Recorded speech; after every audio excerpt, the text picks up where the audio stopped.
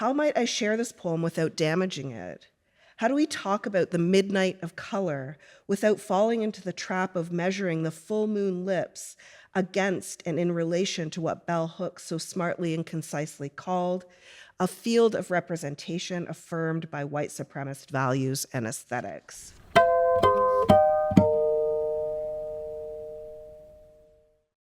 Welcome to tonight's event, the fifth in the spring semester lineup of the Lowell Humanities Series at Boston College. My name is Sean McGuffey, Professor of Sociology and African Diaspora Studies, and it is a great pleasure to do the introduction for today. The Lowell Humanities Series has been a tradition at Boston College since 1957, offering a public platform for leading voices across disciplines. Over the decade, this series has welcomed luminaries who have expanded the intellectual and cultural horizons of our community, and tonight is no exception. I'd like to begin by extending special thanks to tonight's co-sponsor and my colleagues in African Diaspora Studies program. The collaboration enriches the series and our campus by bringing forward dynamic, necessary conversations about social theory, liberation, and creativity across the globe. And now it is my profound honor to introduce tonight's distinguished speaker, Dr. Katherine McKittrick. Dr. McKittrick is Professor of Gender Studies and Canada Research Chair in Black Studies at Queen's University in Kingston, Ontario. She is a Fellow of the Royal Society of Canada and a member of the American Academy of Arts and Sciences. Recognitions that speak not only to her academic rigor, but to her profound influence across disciplines. Born just outside Toronto, Dr. McKittrick has long been animated by an abiding interest in how stories about the stories we inherit, archival, historical, poetic, fictional, musical, and how these inheritances shape the contours of our present moment. Her groundbreaking works in Modern Grounds, Black Women, and Cartographies of Struggle, and Dear Science and Other Stories have become cornerstones of Black studies, human geography, and feminist theory. Dr. McKittrick's work is radically and refreshingly interdisciplinary, weaving together Black studies, feminist theory, geography, philosophy, science, and many others to show the limitations of traditional academic thought and its knowledge systems. In an interview, she provocatively asked, what happens if scientific knowledge systems are both enjoined with and collaborate with Black knowledge systems? How might we imagine Black scientific knowledge not merely as additive, a knowledge system that uses the methods of science to imagine new and radical and more just ways of relating to each other? To me, this question is not rhetorical. It's a methodological challenge, an invitation to reimagine the relationship between knowledge and freedom, between place and possibility. There's always a tension in McKittrick's work where she looks at the persistent circulation of anti-Blackness from past to present and the ethical imperative to think and write about these violences in ways that do not reinscribe harm. And this balancing act, this tension, is the heart of much of McKittrick's scholarship and artistry. Her recent and forthcoming projects, Trick Not Telos, 20 Dreams, and A Smile Split by the Stars, continue to demonstrate her commitment to both critical and the creative, to thinking against and beyond disciplinary confines, and imagining otherwise. Tonight, we are privileged to be in conversation with this thinker who imagines pathways towards freedom and relationality. So without further ado, please join me in warmly welcoming Dr. Katherine McKittrick as she discusses a Poetics of Declension.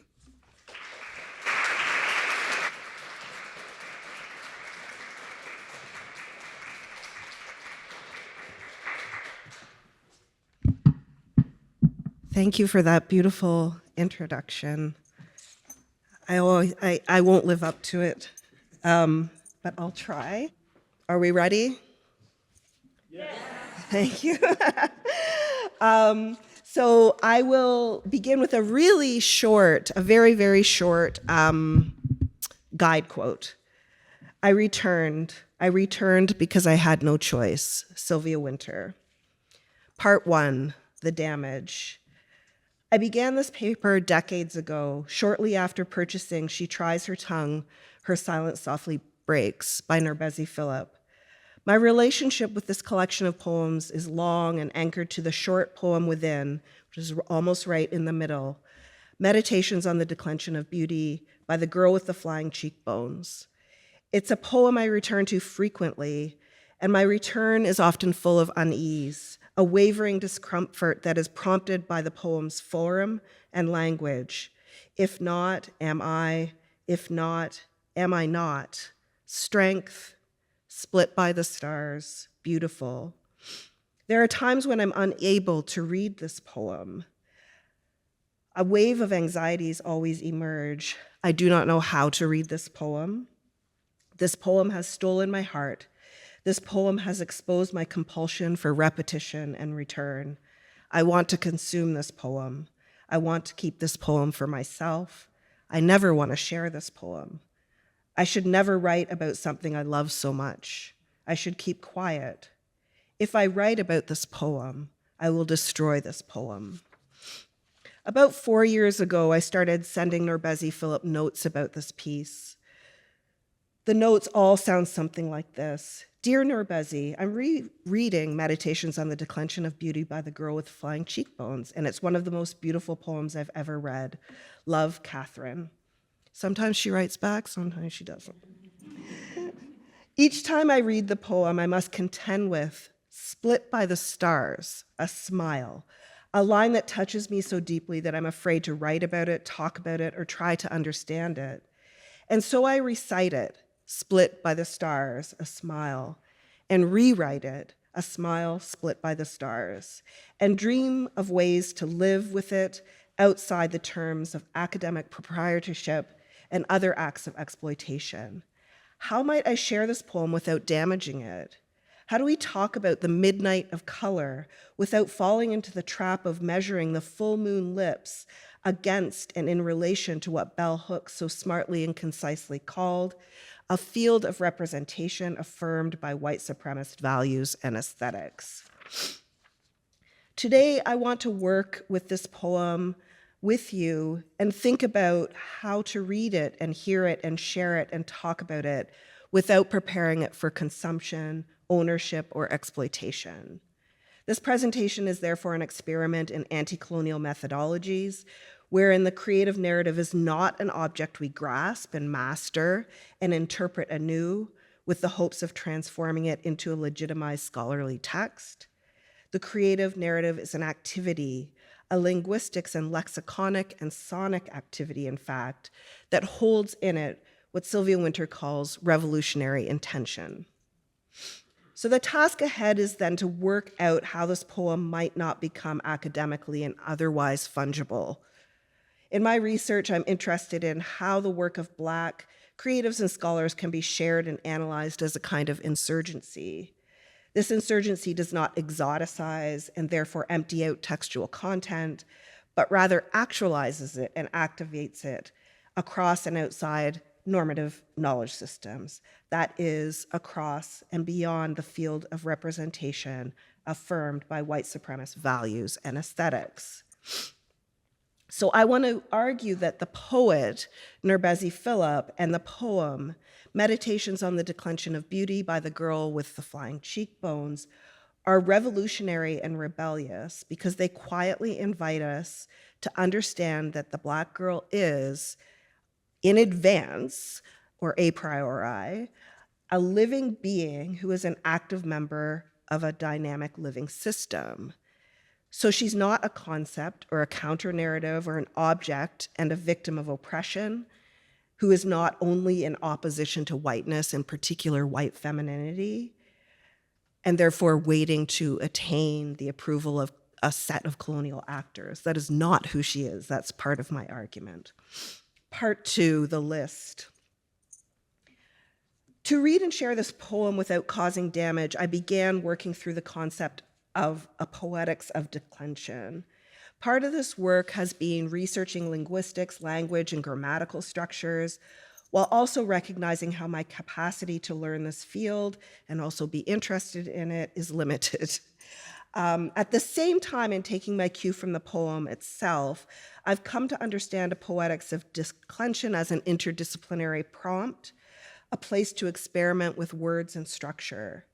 A poetics of declension pairs my limited knowledge of linguistics, including its history of language and signs and communication, with analytical experimentation.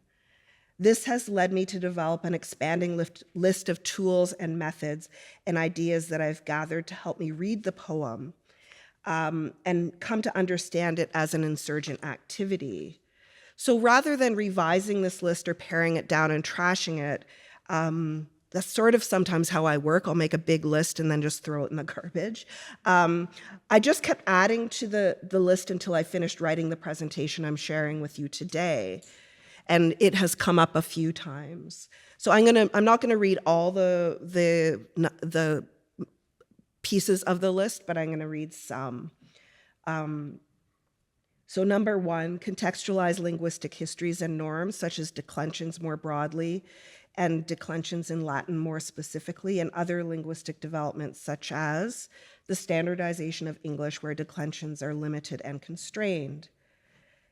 Understand and reshape colonial lexicons, especially standard English, by simultaneously naming and destabilizing concretized language patterns. Draw attention to language patterns and vocabulary that are laden with race thinking, especially metaphors, analogies, and other figures of speech that normalize prevailing values and aesthetics vis-a-vis race thinking. Worry about full moon, worry about decay and declination, worry about damage. Explain how this poem is not a reclamation of English or a counter-narrative. This is not a poem. This is a poem that loves the stars and remakes the stars. This is a poem that might generate revolutionary intention. Decline, declension, deteriorate, inflect. Declension, the variation of form of a noun, pronoun, or adjective. Grammatical, well-formed grammar. Diction. Transform words such as beautiful, smile, and stars. Transform words. I guess we must cut our analytical activities loose, and as we start cutting, acknowledge that the cutting is actually impossible, that these activities emerged from and thus require the terrible system we seek to disassociate from.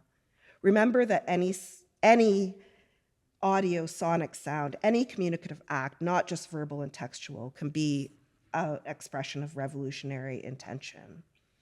So a poetics of declension might be defined as a set of creative acts that study, dwell on, and rework grammar and words. Or a poetics of declension reinterprets typical or normative lexicons through sound. A poetics of declension transforms words and symbols, girl, anew, the girl with the flying cheekbones. A poetics of declension repurposes grammatical norms and linguistic styles in standard English and therefore reinterprets our agonizing reality. To reinterpret our reality is to commit oneself to a constant revolutionary assault against it. Those are Sylvia Wynter's words. So the rebellion or insurgency or revolutionary intent occurs because what we create is an activity. The poet, the poem, the girl, and ideally the reader are part of a dynamic living process.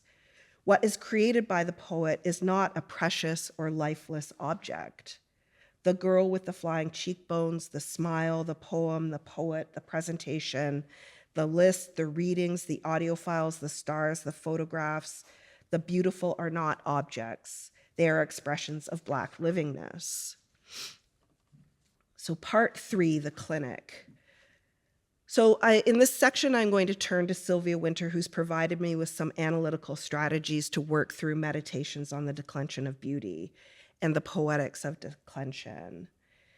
And Wynter provides a unique theoretical scaffolding that gives us the courage to become aware of and use technological and grammatical and linguistics and lexiconic language tools that emerged from unjust relations without acquiescing to conceptions of freedom that celebrate or water down or replicate those injustices.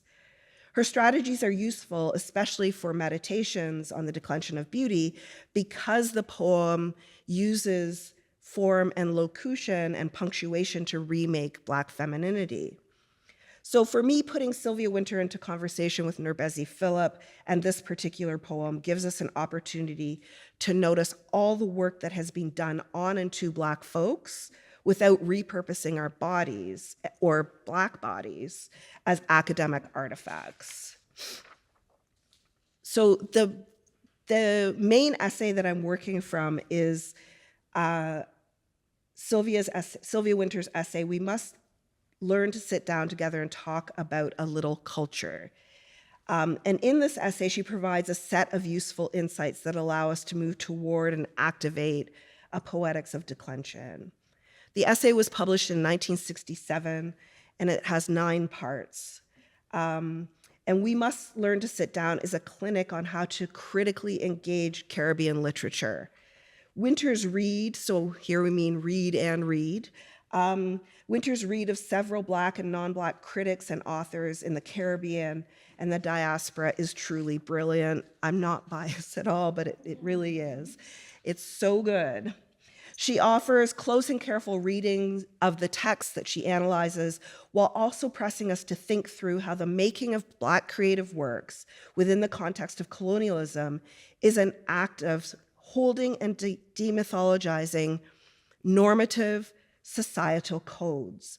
So it's important to keep in mind that, as with many of Wynter's theorizations, the holding and demythologizing are simultaneous rather than sequential. For those Wynter fans in the room, you probably know this. So one does not first accept and then rewrite and then reject colonial norms.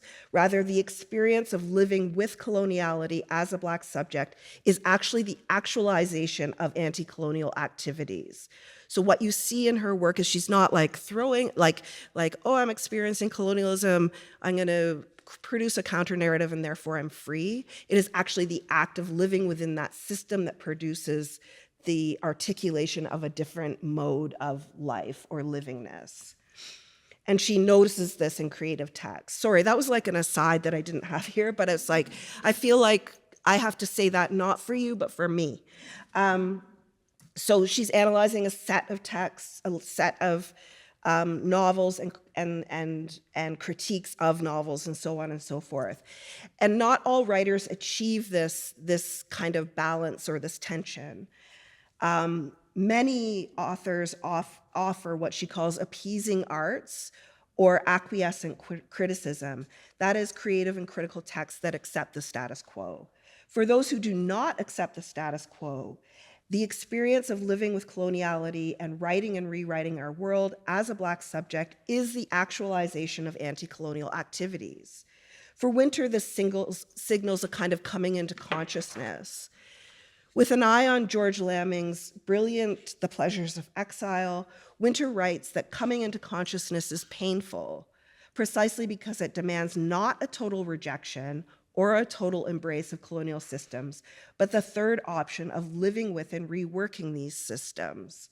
The pain, if I'm reading her correctly, is in the reciprocity, the actual work of being enveloped by and redefining the promises of modernity, and therefore destabilizing the violence of coloniality by acknowledging the work that colonialism has done on us, collectively, Black and non-Black. So this means coming to know the monumental and pervasive demands colonialism and its practitioners have hoisted on our bodies, on our geographies, on our ways of knowing, and more, while also noticing that this terrible system holds in it the seeds of revolution, resistance, and rebellion. Put otherwise, the anti-colonial project Wynter alerts us to is not, in fact, outside of or beyond colonialism, but rather an active recognition that the tools of modernity, of which colonialism is part of, provide the conditions to express and build alternative modes of being.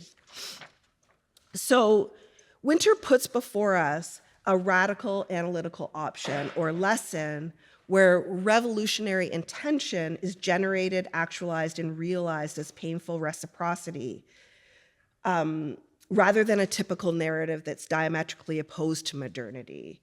Wynter, among others, and we can think of lots of names here, Glissant, Gilroy, so on and so forth, have drawn attention to how typical oppositional narratives So I call this a kind of like a two-option liberal model where we're either free or unfree, and we kind of have to write toward one or the other. Even if we're writing about unfreedom, it's like, oh, I'm going to talk about freedom and then I'll be free if I'm talking about unfreedom. So like the two options kind of stay in place. So Wynter, among others, have drawn attention to how typical oppositional narratives, where we're either free or unfree, in fact reinforces the prevailing knowledge systems that seem to decide for us in advance how to organize our thinking and ways of being. We kind of all of a sudden just like wake up one day and it's like, okay, I have these two options. But we all know, all of us in this room know, our only options are not only freedom and unfreedom, or oppression and resistance. Something else is always brewing.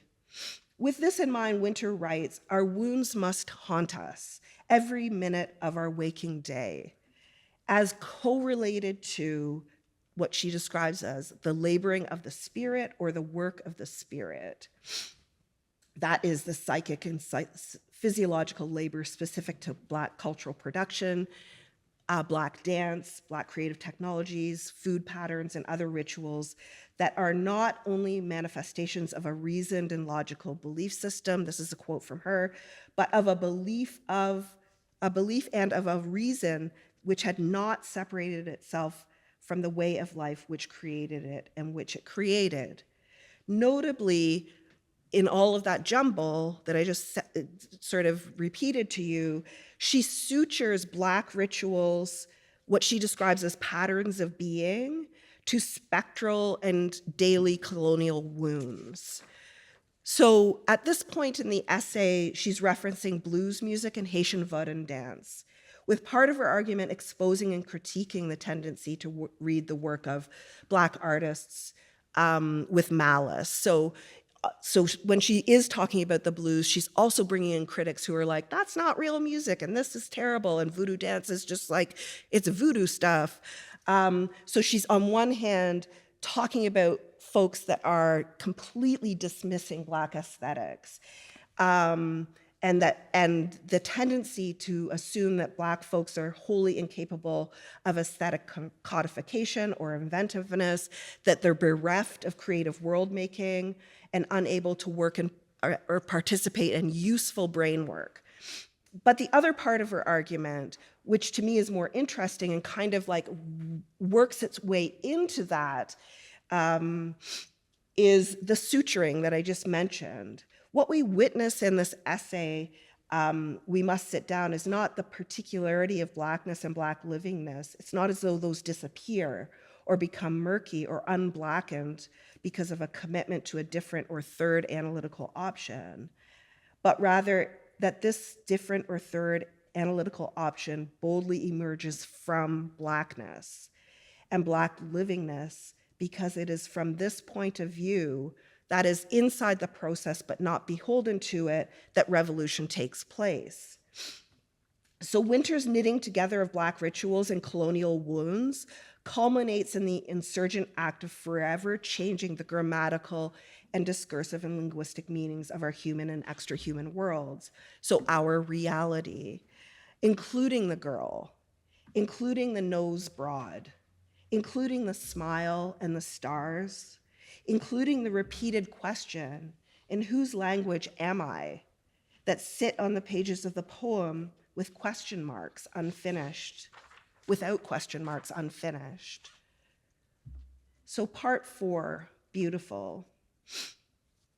Putting Sylvia Wynter in conversation with NourbeSe Philip and Meditations on the Declension of Beauty gives us an opportunity to notice all the work that has been done on and to Black folks without repurposing our bodies, or the agonizing term Black bodies as academic artifacts. It's worth underscoring again that this kind of methodology activates insurgency, rebellion, and revolution in creative text, precisely because the analytical lens is conditioned by, simultaneously, colonial wounds and aesthetic rituals. The insurgency, rebellion, and revolution have the capacity to move the creative text, the audience, the poet, the words, the form. It's important to remind ourselves, though, that this is not an easy process. It's painful and teeming with anxieties and agony, and is so often adjacent to appeasing arts and acquiescent criticism. But we all press on hopefully. The poem, Meditations on the Declension of Beauty, has not been written about extensively. Many analyses of the poem read it in concert with Philip's collection of poetry, She Tries Her Tongue, Her Silence Softly Breaks, which means that it is often, analyses are often sort of enveloped by Philip's wider imaginative landscape. So if you're familiar with this book of poetry, it has a short essay, The Absence of Writing, How I Became a Spy. And then there are poems that attend to themes such as universal grammar, adoption, the concept of I-mage, so I-M-A-G-E, lessons for the voice, dream skins, tongues, facts. And all of this is laced through with Greek myths. So many essays that engage with Philip's book of poetry focus on the connections between language and the body, and how the bodies of Black women are bound up in the history of colonialism and transatlantic slavery, and grammatically or visually resist negative depictions of Black femininity. Meditations on the Declension of Beauty is given similar treatment when it is analyzed as a singular poem. It's read as a poem that uses language to rewrite and or celebrate the Black feminine or gendered body. Very few treatments or analyses of the poem, the very few treatments or analyses of the poem, for example, highlight a reclamation of, quote, African beauty, or, quote, how Caribbean females are very confident in their own beauty. The depth of analyses vary, but a solid summary from one study that focuses on the poem only is, and I'll quote the author here, Meditations on the Declension of Beauty by the Girl with Flying Cheekbones examines not only how the grammar of the body structures beauty, but also how the mastery of grammar can undo its conscriptions. In effect, Philip shows the reader the manipulative language the manipulative nature of language, and how access to grammar provides the power to transform its logics of subjective negation.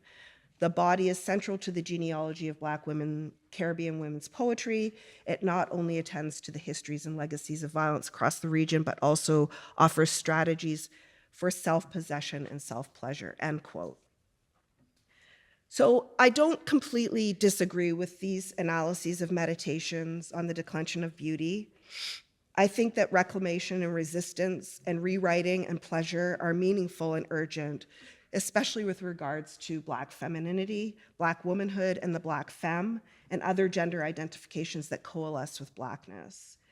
The body in the poem certainly draws us in. One cannot avoid the behind that drives men mad. One cannot easily repress the nose broad. Yet as I read through the very few essays that focus on the poem specifically and analyze it, I could not help but wonder, is there something else that's going on? Taking a cue from the clinic offered by Sylvia Wynter, I wondered, are these critics questioning reality? Or are they acquiescing and presenting us with what we already know about Black women and girls? I briefly returned to the essays on Meditations and concluded, I cannot live with the claim that, after reading this poem, as one critic notes, one learns that Black women discover that they are ugly. I cannot live with the ugly African beauty who is very confident in her own beauty. I also do not believe that, as some essayists argue, that the girl is a non-being or a negation. I do not trust this kind of analysis, wherein the girl with the flying cheekbones is initially erased, a nobody, a negated subjectivity, and then magically recuperated as a fully formed and autonomous citizen of the world, chilling with the normies and their normative beauty standards. And it is herein, I think, that damage foments analytically. not through or on because of the Black body per se, but rather through the psychic and otherwise attachment to the only conceptual figure seemingly available to us, the Black body, or in this case, the ugly negated African beauty that is only forever corporeal. We can only see her flesh. We come to that in advance. The conceptual figure, the Black or Caribbean body, Black femininity, whatever, however it sort of emerges, assumes objectification, not because we willfully despise her or want to harm them, although I would argue with some of these essays that I read about this poem that these people hate Black women and Black girls, just as an aside. So I'm not saying that's not a possibility, I'm just saying it's not always the intent. It's not always as willful. So the conceptual figure, the Black or Caribbean body, Black femininity, assumes objectification, not because we willfully despise her, although some do, or want to harm them, although some do, but because we are conditioned to place her or them or the girl with the flying cheekbones within the perimeters of an already existing academic conceptual standard. These are scholarly principles that even in the midst of Black Lives Matter, which we are still in, thrive on the aforementioned two analytical options, so freedom, unfreedom, or recuperative celebration and degradation, oppression, resistance, etc. Put succinctly, the damage foments because we already seem to know what the girl is made of before we even come across the poem. Meditations on the Declension of Beauty provocatively presents a schema that centers Black femininity and other Black engendered corporeal matters, and these poetic signals and figurations are, to borrow from Sylvia Wynter again, bewitching. So I'm arguing that these signals and figurations provide an alibi for the reader and the critic to engage this poem with common sense answers in advance.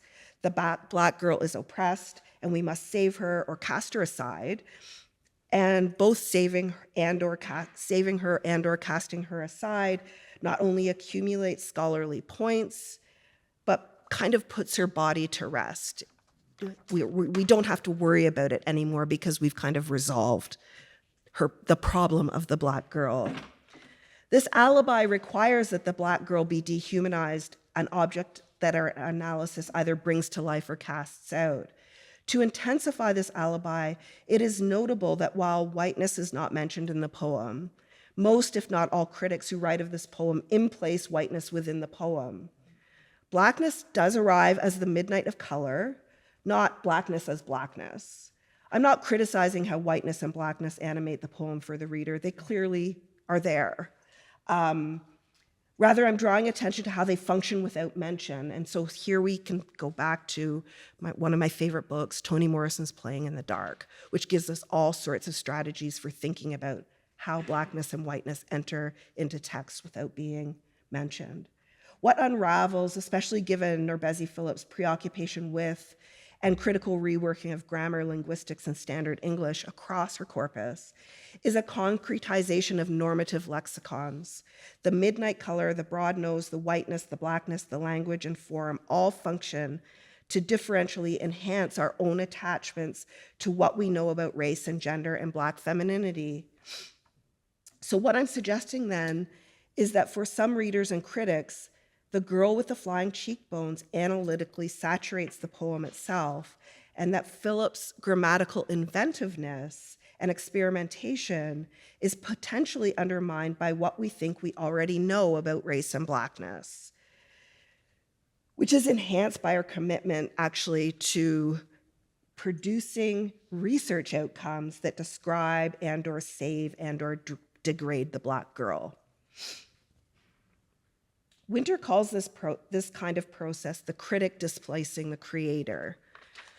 What if this poem is then quietly telling us, using the grammar of coloniality and experimental form, that Black femininity, this girl's body, shapes our reading practices in potentially troubling ways? If we're taught to come to this poem already knowing the negativity of Black flesh, that is, that the girl is ugly and needs to be beautified, then we are replicating and stabilizing existing knowledge systems and methodologies. Reality is not radically reinterpreted in this case. Perhaps then, the message of the poem is to come to terms with the monumental conceptual and descriptive weight that is placed on the girl, all Black girls actually, and then take a leap beyond our typical analytical principles and focus not on what the girl is, but rather who and where the girl is, poetically and creatively and imaginatively, and thus what she activates. So for me, and I think it'll be different for everybody, what she activates is an insurgently beautiful presence. And I say beautiful, not beauty. In fact, she changes forever the meaning of beautiful. She doesn't subvert it. She doesn't reclaim it. She doesn't repurpose it. Let me put this differently. She changes the meaning of beauty only when we enter into this poetic narrative, knowing that she is, a priori, reinterpreting and questioning reality, just as she moves within, but is not beholden to our agonizing world. In this way, she is not erased, she is not denied, she is not ugly, she is not weighed down by normative beauty standards, she is not alone, she's not a queen or a king or an object or a concept. Instead, she's an insurgently beautiful presence. So, how do I make this happen? This is what I'm going to leave you with. So I've worked on this poem, as I said, I've been reading it on and off in this collection of poetry for many, many years. I don't want to age myself, but I will, like 20 years or something. So what I did was I wrote out the poem, which you all have a version of, hoping with all my heart that I would not destroy the original form. And I did. And I'm like, and so I've been studying NourbeSe's work for many, many years, again, 20, 30 years or something like that. And I know that you need to have breathing room in between those words. And there was a terrible translation of Zong. And there was a huge, it was just awful, about the Italian translation of Zong where they squished all the words together and just kind of mangled that. And so I was shaking when I wrote that. I was like sweating and I was holding the book up. So I feel like I destroyed it, but I'm still working on it. The next thing I did was I commissioned 4 creatives to read meditations and record them. Julian Okup-Bitek, Chloe Savoy Bernard, Cora Gilroy Ware, and Trish Salah. I then mashed up a recording of NourbeSe reading meditations that I found on the internet with the readings by the 4 creatives. I also made individual remixes of the readings by the 4 creatives. And then I began preparing an audiovisual exhibit at Gallery 44 in Toronto with Nazrin Himada that will include multiple tactile versions of the poem. And so that opens in like a week or 2 weeks or something. So if you're in Toronto, drop by, send me a note. And so some of the things, I'm working with Cristian Ordóñez, who he worked on Trick Not Telos with me in 20 Dreams. These are homemade books that I made. Like, I'm really into bookmaking, just so nerdy. But so one's a box set, and then this other one is like a hand-sewn book. And they're unfortunately limited editions, but he and I are working together as well with Nazrin on this. One of the things which I stole from S. Devlin is that, like, we're gonna have, like, I think 16 boxes, and all with pieces of the poem, and then you can come and you can take one with you home. And so they'll be able to be torn off. And then there's like gonna be a massive poem here. And then then I also had access to NourbeSe Phillips. Sorry, I'm so excited about this. I had access to NourbeSe Phillips' archives for She Tries Her Tongue.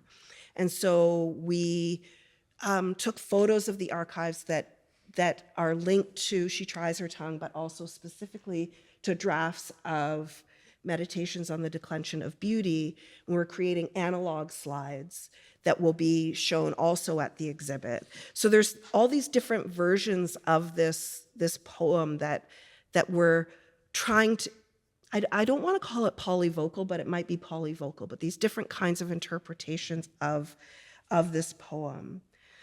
So that's the other thing I'm doing. And still I'm worried that I'll destroy the poem. And I will admit that I really became, throughout this whole process, really angry at the word declension, really angry at linguistics, and really just hating it and not understanding it. And I've started to do some preliminary research on NourbeSe Phillips' use of stars throughout her work. And of course, I'm worried about the stars now. So I'm going to end there, and I'm going to conclude by playing the mashup, so NourbeSe and the four poets, and then I think Cora's reading. Is that good with everybody? Yes. Okay. If not,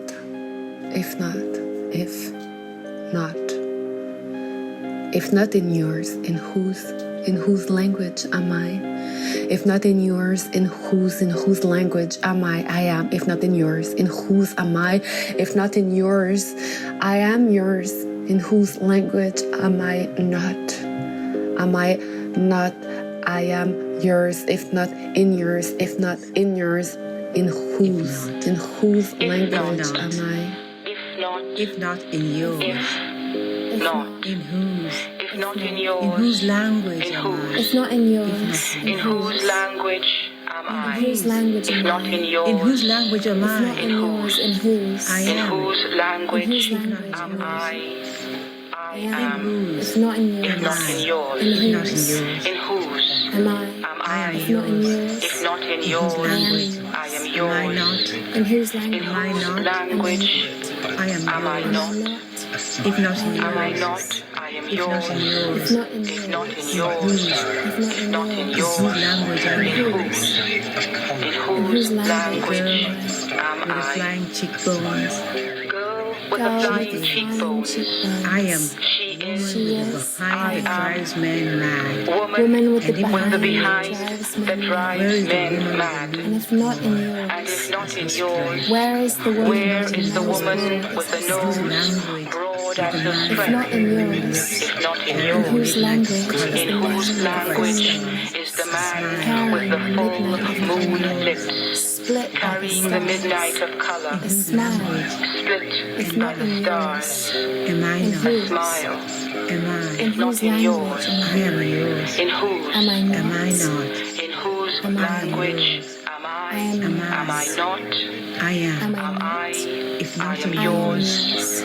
Am I whose? not? Am I? I In am whose yours. language I am. am Am I? I? If I If not in am. yours, in whose? If not in Beautiful. yours, In whose in language am whose? I? In whose If language not in am I? yours, If not in beautiful. yours, beautiful.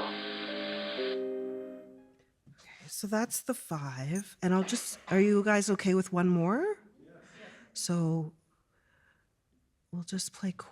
This is my favorite one because it's got the big bass. So I hope it doesn't blow out the speakers. Anyway, we'll see.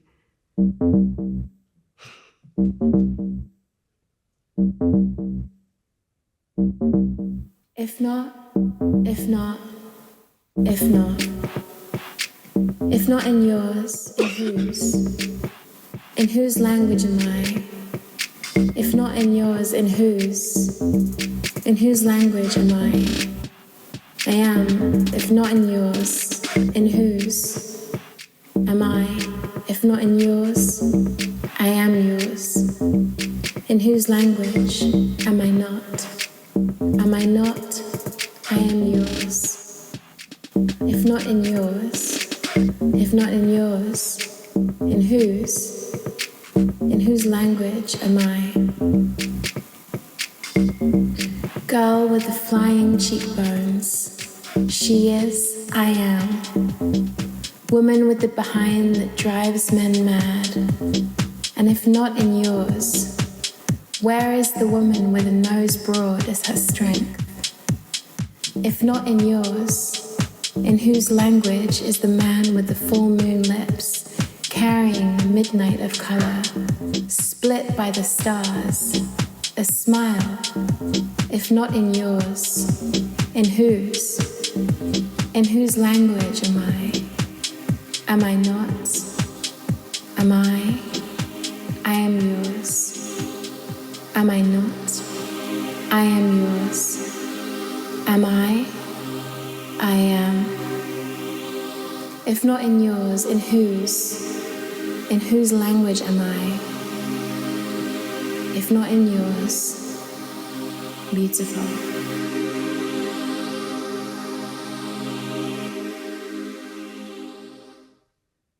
And that's that.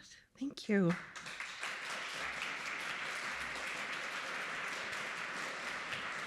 Okay.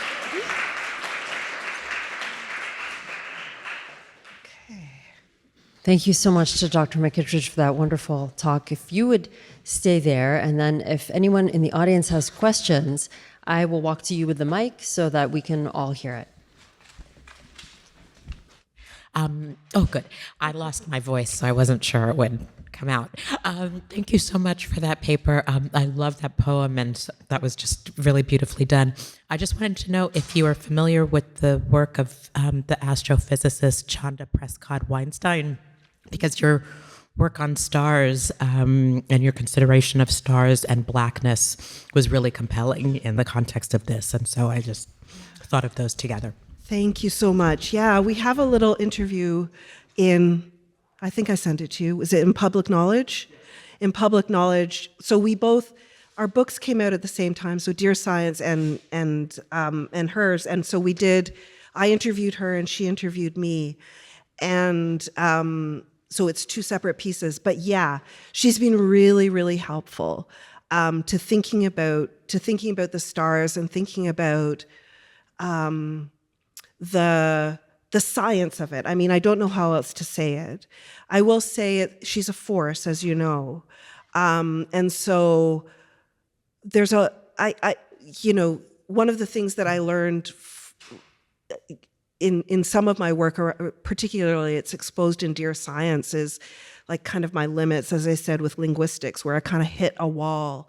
So her work has really helped do two things. One, help me think about the stars in new ways, but also recognize my limits, right? I'm not a physicist, and so there's those things, but we're in great conversation. Yeah, she's lovely. Yeah.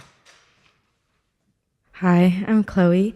I really thought your visuals were awesome there throughout the whole thing, and so was the listening to the poem together.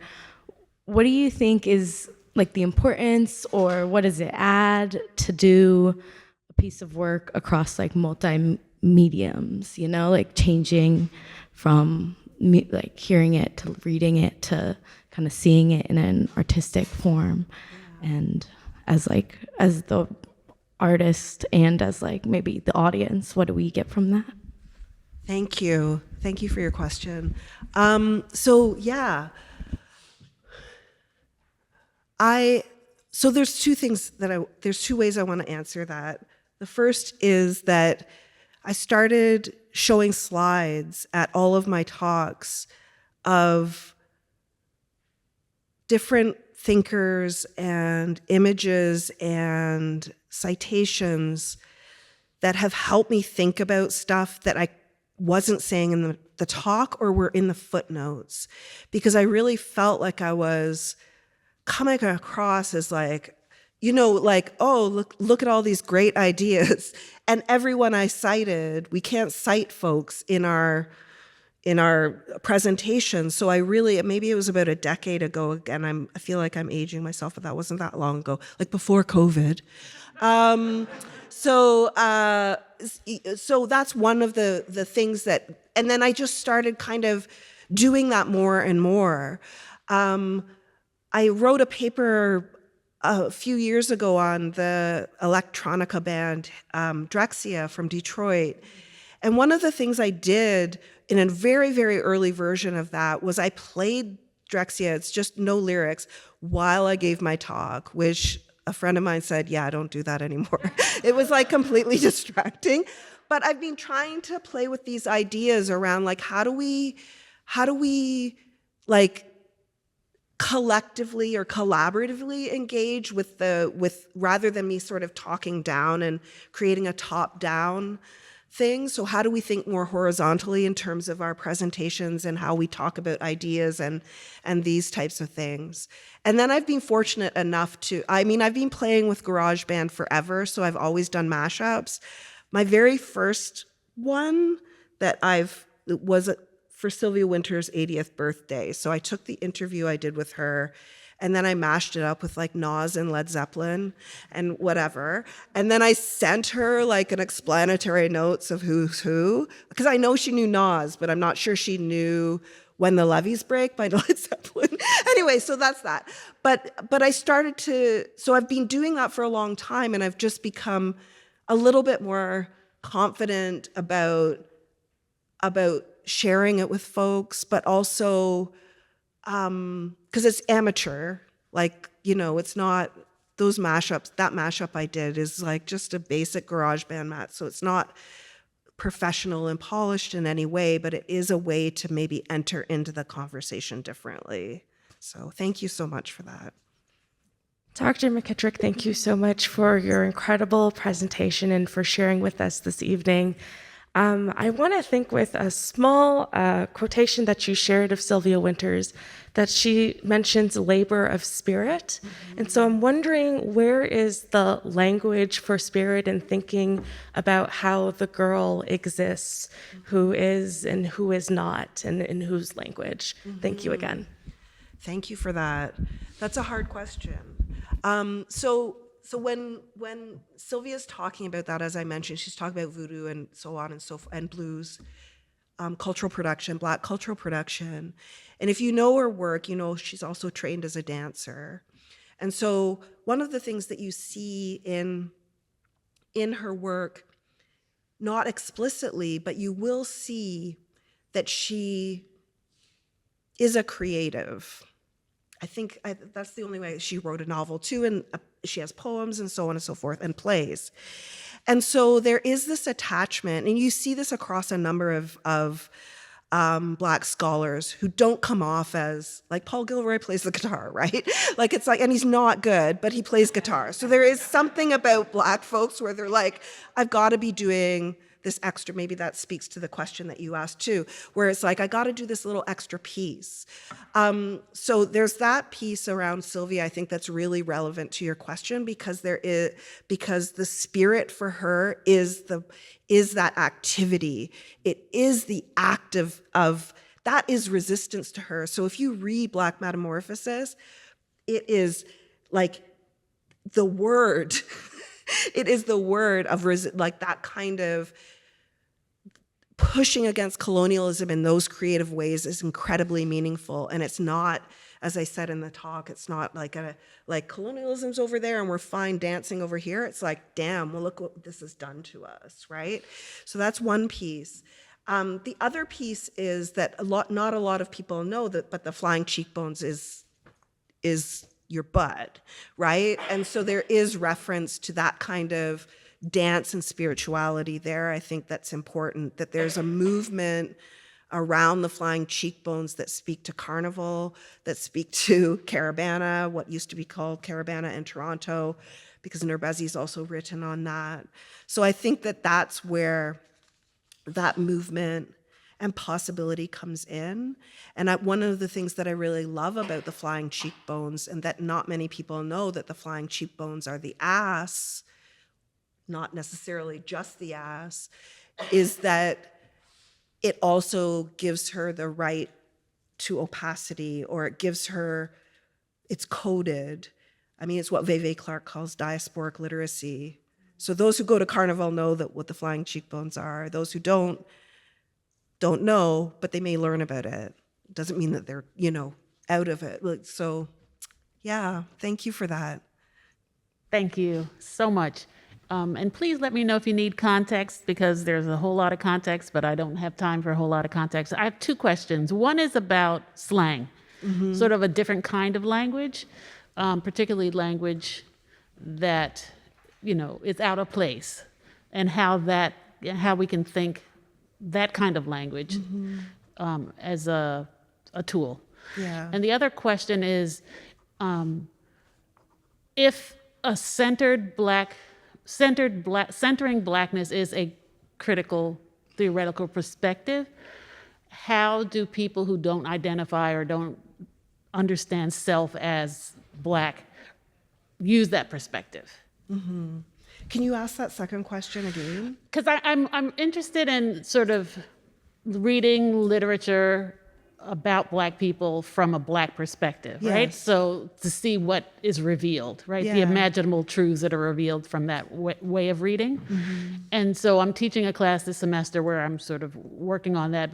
And I asked the class, and I guess I'm asking all of us now, as to what the possibilities or the impossibilities of reading from that perspective if you don't identify in I those see. ways. I got you. Okay.